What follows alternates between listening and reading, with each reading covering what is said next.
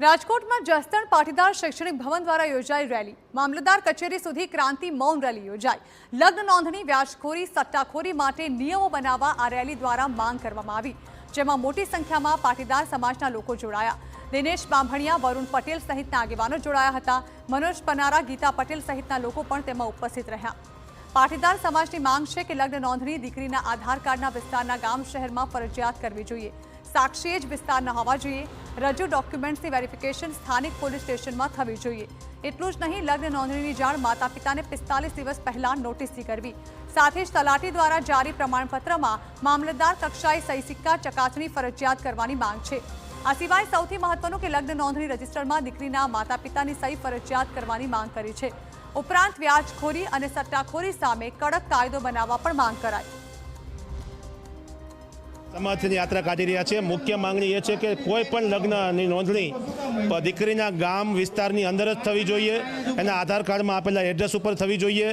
એના સાક્ષીઓ પણ ગામના જ લોકો હોવા જોઈએ અને દીકરીને સાથે લગ્ન કરનાર વ્યક્તિની તમામ મિલકતોની જવાબદારી સાથેની ડિક્લેરેશન સર્ટિફિકેટ થવું જોઈએ અને મા બાપને, માતા પિતાને 45 દિવસ અગાઉ એમની કાયદેસરની લેખિતમાં જાણ કરવામાં આવે। પ્રકારે રોમિયોગીરી, લુખ્ખા ગુંડાઓ અને આવારા તત્વો છોકરીઓને ફોલાવી ફસાવી અને જિંદગી બરબાદ કરે છે પ્રેમના નામે, લગ્નના નામે, અને પછી આ દીકરીઓની જિંદગી બરબાદ થયા પછી એ નથી ઘરની રહેતી કે નથી ઘાટની રહેતી। આવી અનેક દીકરીઓની સમસ્યાઓ અમારી સામે આવી છે।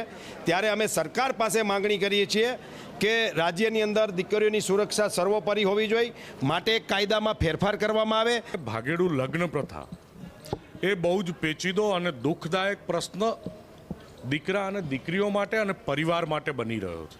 અહીંયા વાત પ્રેમ લગ્નના વિરોધની કે એવી કોઈ વાત નથી, પણ ભાગેડુ લગ્ન પ્રથાના નામે એક બહુ મોટું દૂષણ અને રેકેટ ચલાવવામાં આવ્યું છે। તો ગુજરાતની સન્માનનીય સરકાર આના અનુસંધાનમાં કાયદો બનાવે।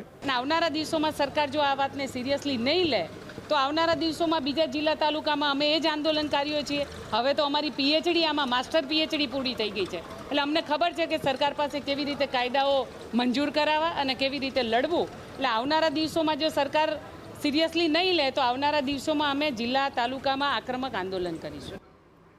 તો પાટીદાર નેતાઓના નિયમોને કાયદાવિદ ગેરબંધારણીય ગણાવે છે। તેમનું કહેવું છે કે જે પરિપક્વ યુવાનો છે તેને બંધારણ પ્રમાણે લગ્ન કરવાનો હક છે। એવું કહેતું હોય કે 18 વર્ષ ઉપરનું કોઈ પણ બાળક પોતાનું ડિસિઝન ઇન્ડિપેન્ડન્ટ લઈ શકે છે। એવા સંજોગોમાં બંધારણની ઉપરવટ જઈને અને કોઈ પણ કાયદો લાવવો કે કોઈ પણ સ્ટેટમેન્ટ કરવું કે કરાવવું એ અયોગ્ય જણાય છે।